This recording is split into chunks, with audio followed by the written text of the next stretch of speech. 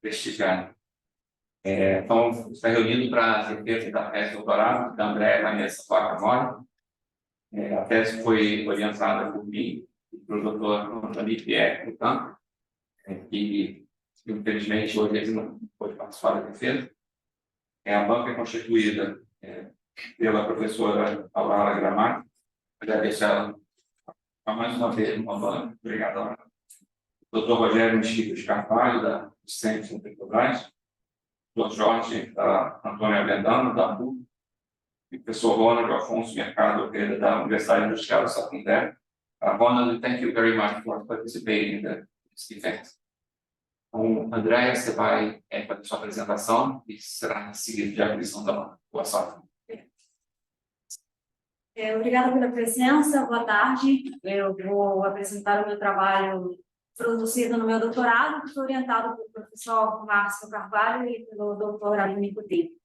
O título é Influência da degradação polimérica e adição das nanopartículas na rheologia e o fluxo de polímeros e dispersões através do meio fluxo.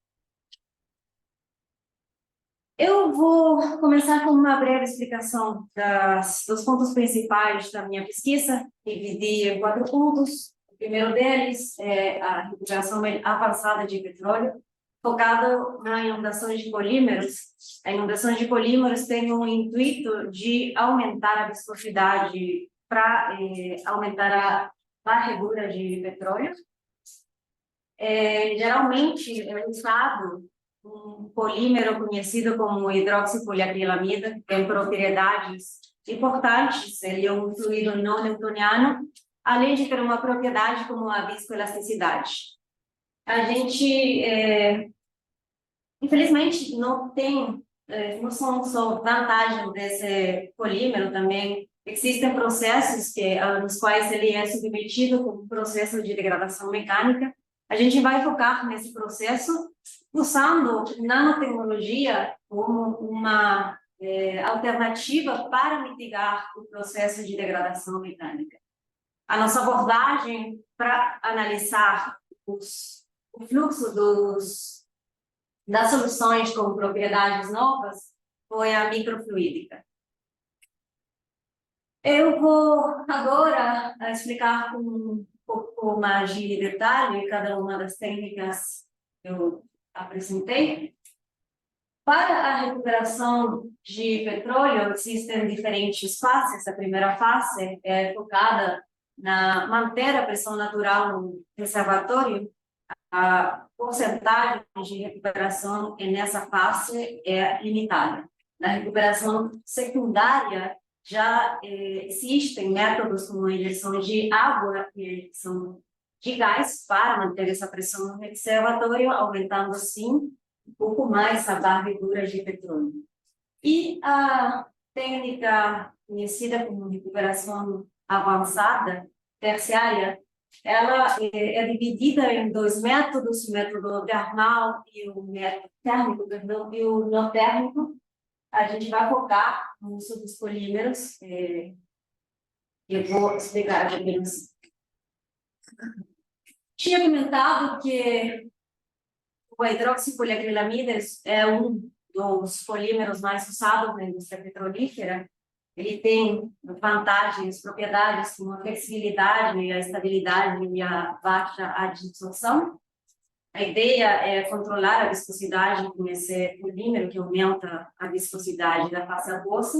Um polímero não newtoniano, isso quer dizer que, à medida que eu aumento o shear rate, taxa de cisalhamento, a viscosidade vai diminuir.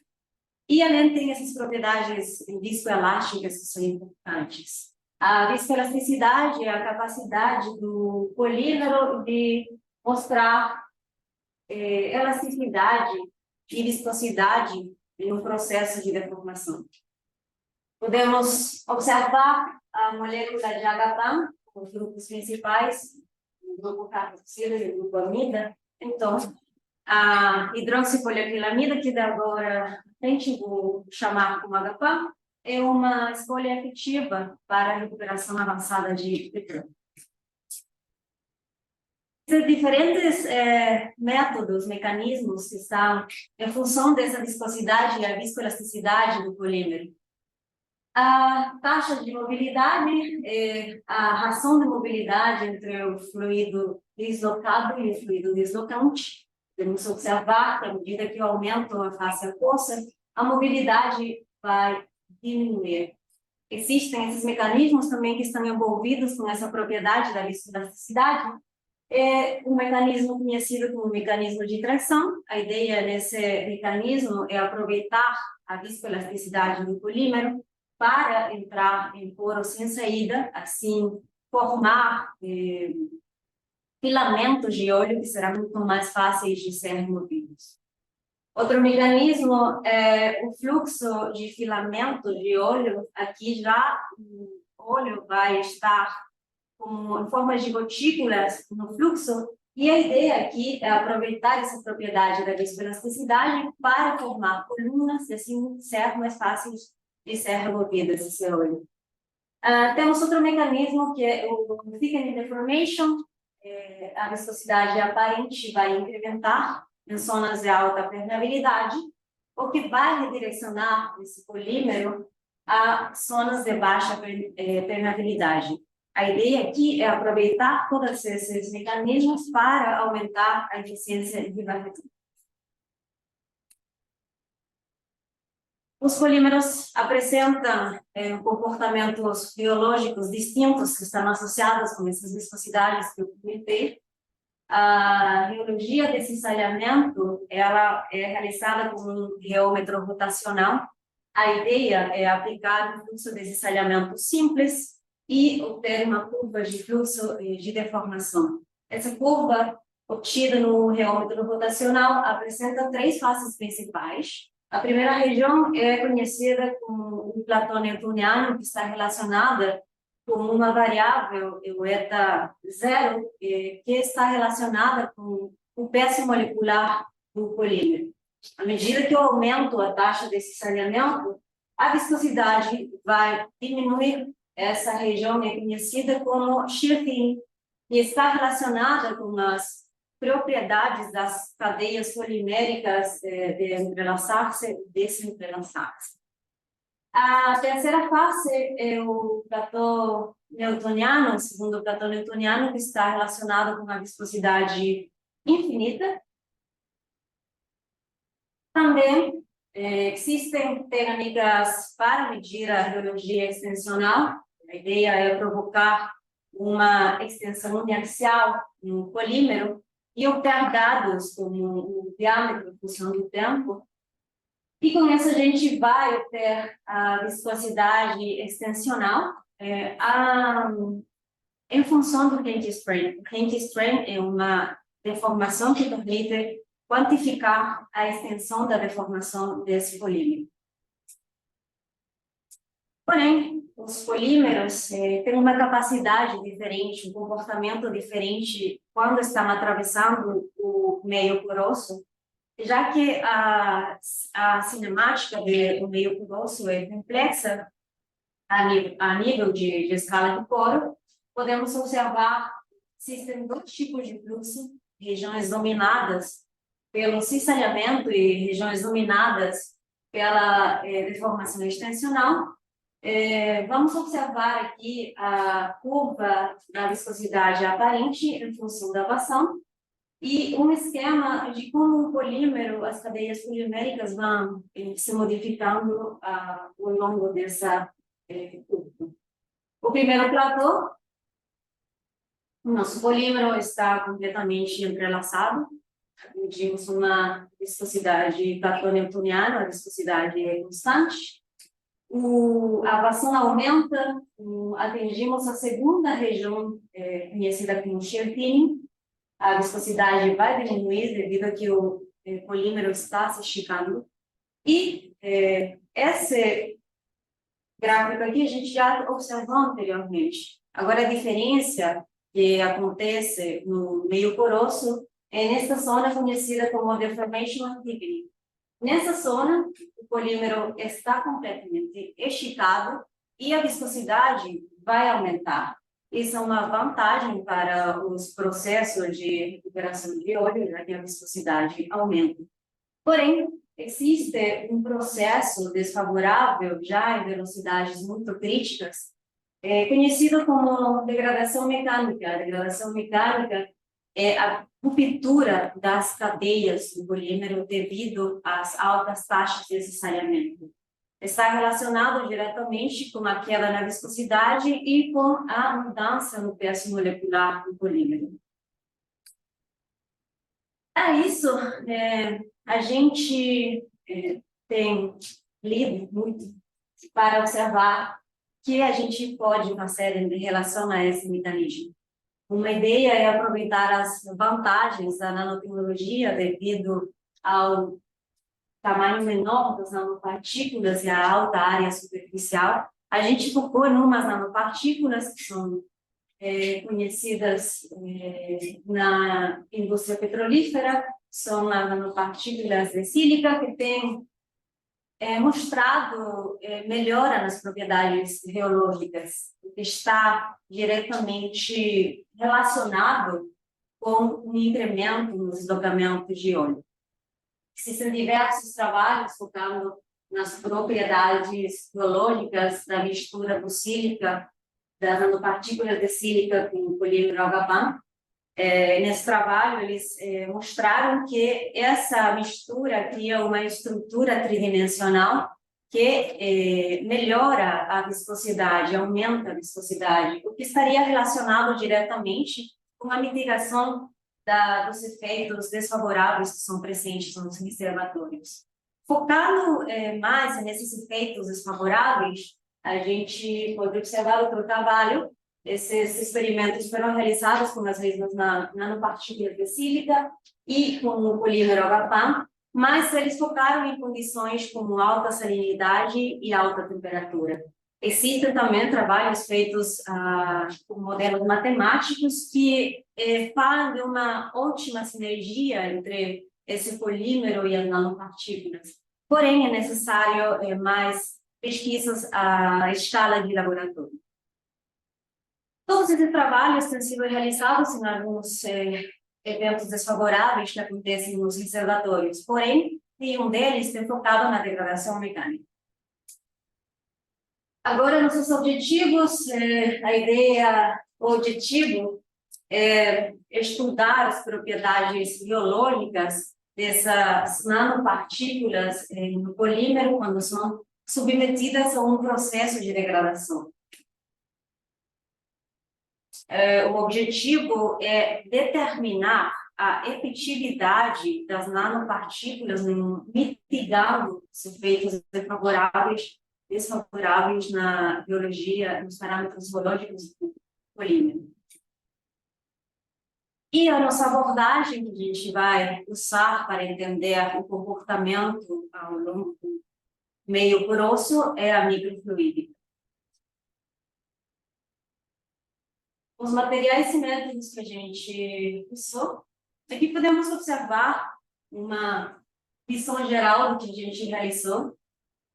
Nosso polímero HPAN foi feito em diversas concentrações. As nanopartículas também foram realizadas mediante sonicação. Essas soluções, em condições iniciais, serão caracterizadas por duas técnicas biológicas, a biologia de cessalhamento e a biologia extensional. Essas soluções vão ser degradadas mecanicamente, sofrendo um processo de deformação, através de uma válvula. A gente consegue controlar algumas variáveis dessa válvula. Essas novas soluções com propriedades diferentes já foram deformadas, serão caracterizadas novamente por técnicas de biologia de cessalhamento e biologia extensional.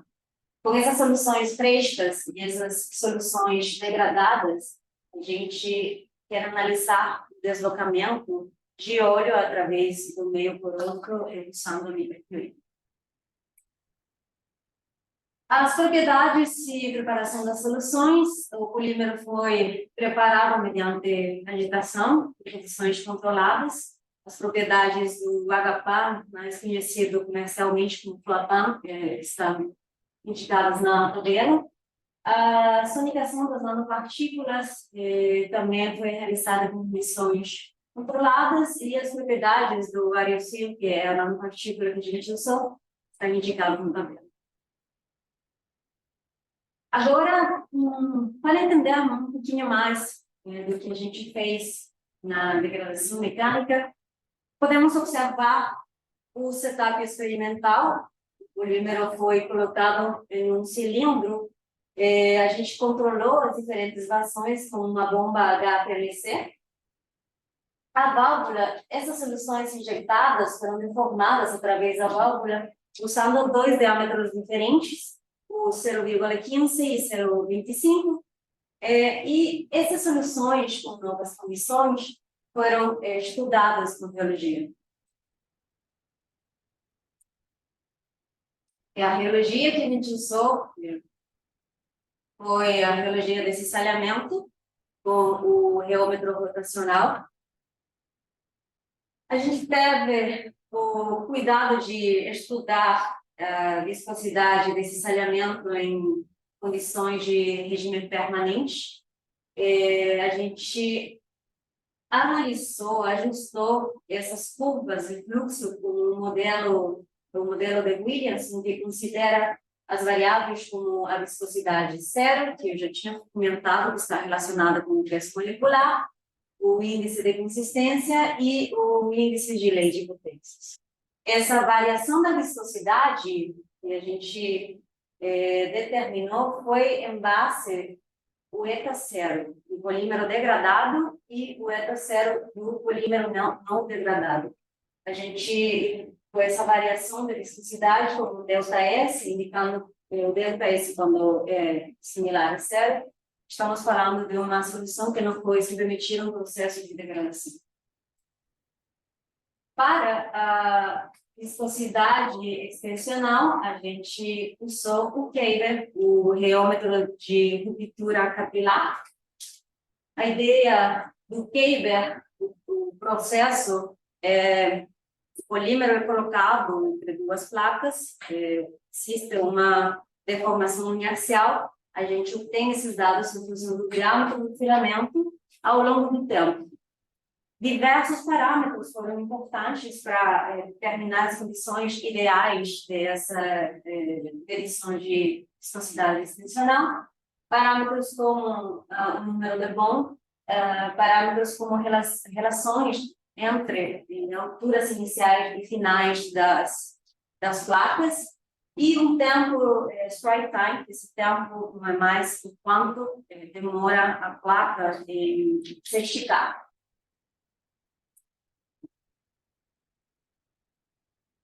Para obter os dados de viscosidade aparente extensional, a gente usou uma fórmula empírica para os diâmetros menores.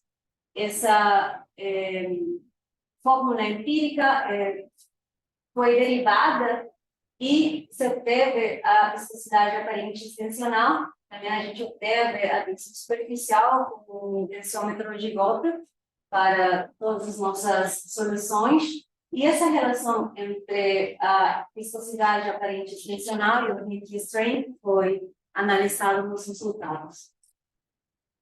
A redução da viscosidade aparente extensional foi também analisada com o parâmetro delta viscosidade extensional, comparando em um kink strain máximo as soluções degradadas nesse kink strain máximo e as soluções frescas nesse mesmo kink strain. Também analisamos o tempo de relaxamento dos polímeros, comparando os polímeros degradados com o polímero fresco. Eu vou começar com a análise dos resultados.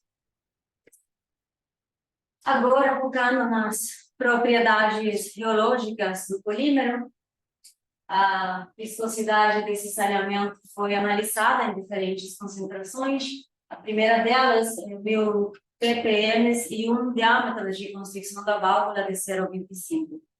Todas as curvas apresentam um comportamento geológico conhecido como shear thinning. Podemos observar que, à medida que eu aumento a vazão, a viscosidade sofre uma queda, que estaria indicando uma degradação.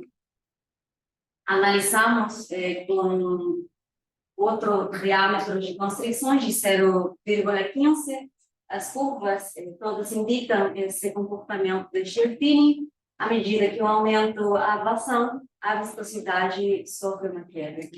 Podemos, então, relacionar essa queda na viscosidade com a degradação mecânica mostrada na viscosidade desse saneamento. Podemos também concluir que as altas deformações foram feitas com a máxima vazão de 10 mililitros por minuto e com o diâmetro menor de 0,15. A gente queria analisar outras concentrações para ver se o comportamento era o mesmo. Usamos concentrações maiores de 4.000 ppm e 12.000 ppm. Uma primeira coisa a ser observada é que a viscosidade, à medida que eu aumento a concentração, ela vai aumentar. Porém, todas as curvas apresentam uma queda na viscosidade quando foram submetidas a esse processo de degradação. Também se observou que em altas taxas de deformação e diâmetros menores, a degradação mecânica era maior. Analisando já a viscosidade aparente extensional, a gente focou só em uma concentração de 4.000 ppm, que geralmente ela é usada nos projetos de injeção de polímero. Com essa concentração, a gente analisou a evolução do diâmetro do filamento em função do tempo, aparecendo um novo parâmetro, que é o tempo de ruptura. Esse tempo de ruptura está relacionado com as propriedades viscoelásticas do polímero. Podemos observar que o tempo de quebra do polímero fresco foi de 0,42, indicando uma maior resistência. Quando eu aumento a taxa de vazão, eu vou ter um tempo de quebra menor, com 10 mililitros por minuto, a gente tem um tempo de quebra de 0,29, indicando uma menor resistência. Os tempos de relaxamento também foram analisados. O tempo de relaxamento do polímero fresco foi o maior comparado com os dois processos de degradação através da válvula. E podemos, então, concluir que esses parâmetros que estão relacionados com a viscoelasticidade estão sendo afetados devido a essa degradação mecânica através da válvula. Analisando a viscosidade aparente extensional, todas as curvas apresentam esse aumento na viscosidade à medida que o polímero está sendo esticado, a resposta dele é aumento na viscosidade. Porém, quando ele é submetido a um processo de degradação, podemos observar uma queda na viscosidade. Com 5 mililitros, o delta da viscosidade foi de 0,21 e com 10 de 0,42. Esse parâmetro está relacionado com o quanto foi degradado o polímero. Podemos, então, também concluir que essa degradação mecânica afetou a viscosidade aparente extensional dos polímeros. Agora, eu irei focar nos resultados da adição das nanopartículas no polímero. Vamos lembrar que a gente trabalhou com uma concentração de 4.000 ppm e que a deformação máxima foi feita com uma vazão de 10 mililitros por minuto. Observamos essa queda, que representa uma degradação mecânica. O ΔS foi de 0,64, mas o que acontece quando a gente adiciona uma baixa porcentagem de nanopartículas? A primeira coisa a ser observada é que a curva da dispersão de nanopartículas do polímero é muito similar comparada com o nosso polímero original sem adição de nanopartículas. Quando essa solução foi submetida a um processo de degradação, o delta S é mínimo comparado com aquele que foi degradado sem adição de nanopartículas. A gente quis testar outras concentrações de nanopartículas, 0,5, não teve uma diferença significativa. Também, quando foram submetidas a um processo de degradação, não teve uma queda, porém, a gente decidiu trabalhar com a menor concentração. Podemos observar, então, que as nanopartículas de sílica estão ajudando a mitigar esse efeito da degradação mecânica que foi submetido através da válvula. Na viscosidade aparente extensional, todas as curvas apresentam o mesmo comportamento biológico. Observamos que a curva de viscosidade, quando foi submetida com 10 mililitros por minuto, o processo de degradação é menor. Aqui podemos observar as curvas das nanopartículas dispersas no polímero. Quando foram submetidas a um processo de degradação, nenhuma delas indicou uma queda na viscosidade. Então, também podemos concluir que essas nanopartículas ajudam a evitar a queda nessa viscosidade funcional. Os tempos de relaxamento também comprovam que as soluções frescas com as soluções frescas e degradadas adicionadas a nanopartículas são similares, então não teve uma mudança significativa no tempo de relaxamento.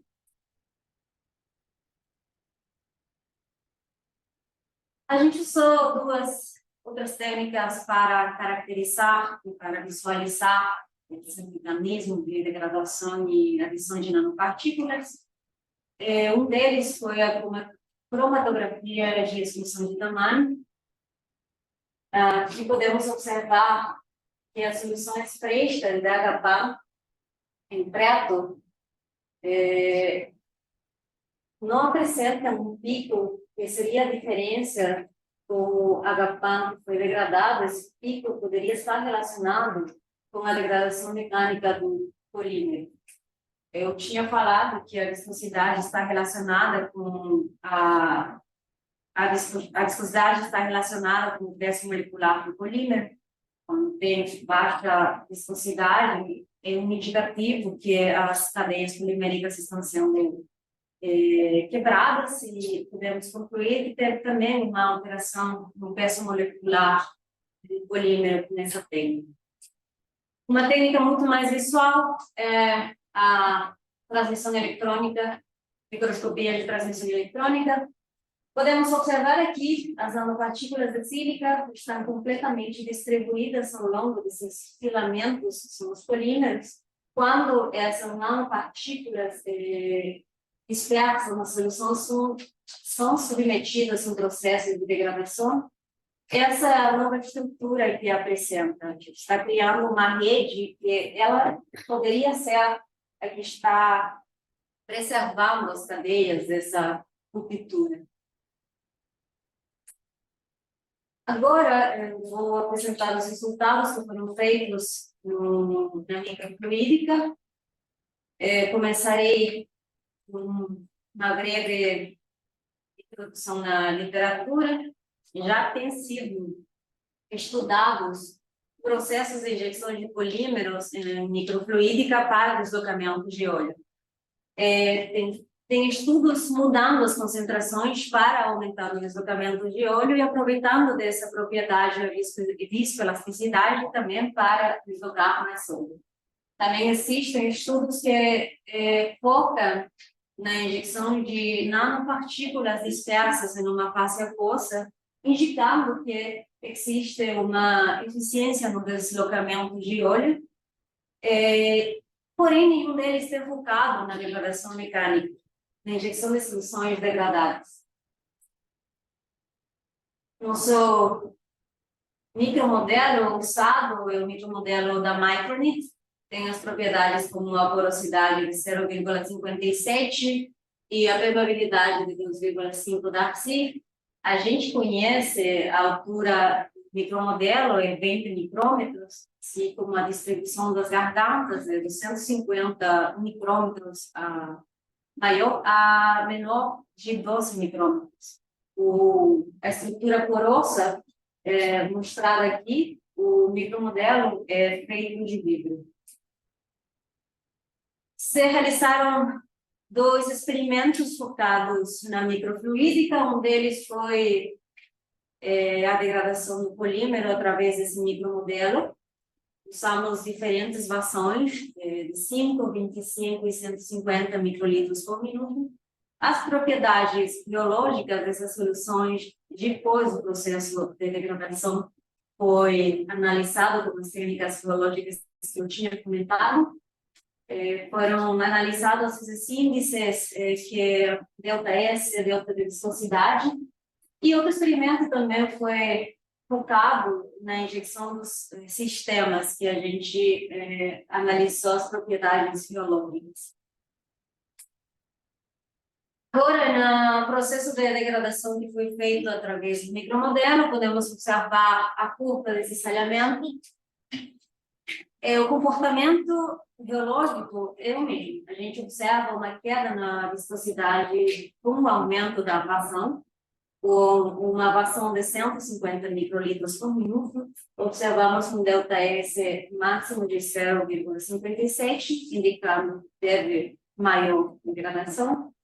Podemos concluir que os polímeros foram degradados também no processo de injeção em altas informações através do micromodelo.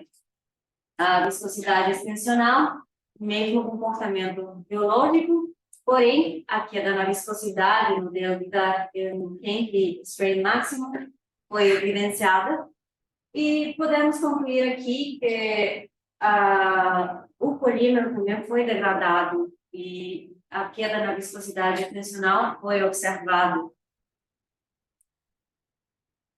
Agora, só para traçar de volta o que a gente realizou até agora, a gente fez o processo de degradação através de uma válvula e a gente observou que essa degradação mecânica apresenta uma queda na viscosidade desse salhamento e na viscosidade extensional. Comparando com os experimentos que foram realizados com o micromodelo, também observamos uma queda nas viscosidades desse salhamento e extensional. Foi importante validar esse experimento com meio poroso, devido a que a gente queria estar um pouco mais perto de condições de meio poroso. Agora eu vou explicar como foi feito o deslocamento de óleo através do micromodelo. A gente usou 2 faces, a face polimérica está na cor azul, e a face oleosa na cor transparente, são transparentes microestruturas do chip. O óleo que a gente usou foi o 500 PS, com uma viscosidade conhecida de 110 a 102. A gente analisou o comportamento dessa solução, que é o água fresco, depois de 5 volumes porosos. Testamos diferentes versões, uma menor, intermédia e maior. A gente, para analisar a diferença e o que acontecia quando aumentava a vazão, a gente quis ter cuidado de usar um gama-ponto aparente do meio poroso. Esse gama-ponto aparente do meio poroso está relacionado com propriedades biológicas e propriedades do chip. À medida que eu aumento a vazão, esse gama-ponto do meio poroso vai aumentar. A viscosidade característica nesse gama-ponto, podemos observar que ele vai diminuir. O número capilar também aumenta à medida que eu aumento a vazão. É por isso que na vazão máxima, se a gente foca na imagem, podemos observar que o polímero está quase totalizando a quantidade de meios porosos. Porém, quando eu tenho uma doação alta e um número capilar alto, a ração da mobilidade, a ração da viscosidade também é alta, não era conveniente para nossos estudos. A gente decidiu manter uma velocidade intermédia, porque o nosso interesse era comparações com as outras soluções. Depois de ter injetado a solução não degradada de HPA e ter definido uma equação, a gente estudou o deslocamento de óleo no chip mediante análise de imagem. A gente obteve essas curvas de recuperação. Podemos observar que o HPA fresco teve maior porcentagem de recuperação de óleo comparado com o HPA degradado. Isso poderia dever-se às propriedades geológicas já foram afetadas de que a viscosidade teve uma queda. Então, tem uma diferença relacionada com a queda da viscosidade, uma menor porcentagem de recuperação do polímero degradado. Agora, o que aconteceu com as nanopartículas? A solução de nanopartículas foi submetida a um processo de degradação.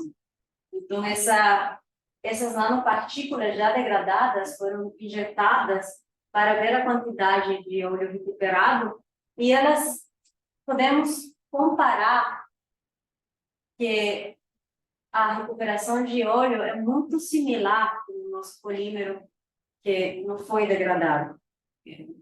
Esse gráfico aqui também indica que a solução que obteve menos óleo foi o polímero degradado.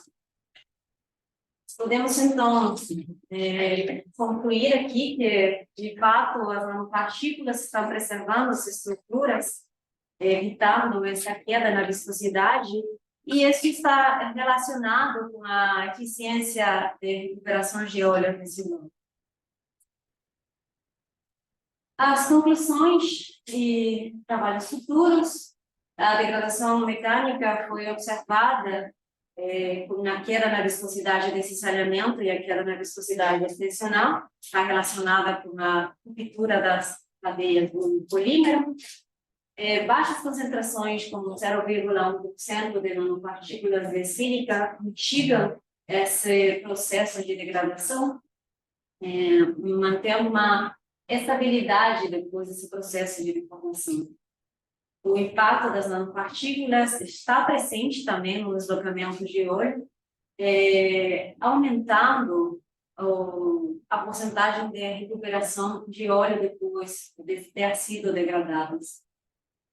E temos como trabalhos futuros, seria interessante estudar outras concentrações de nanopartículas, concentrações baixas, meias, altas. Outro tipo de polímero também seria interessante ver a sinergia que existe com essas nanopartículas. Também podemos aproveitar essa característica que tem nas nanopartículas da superfície para fazer modificações a nível superficial, aproveitar essas propriedades. No nível de microfluídica seria interessante analisar o estudo bifásico. Obrigada.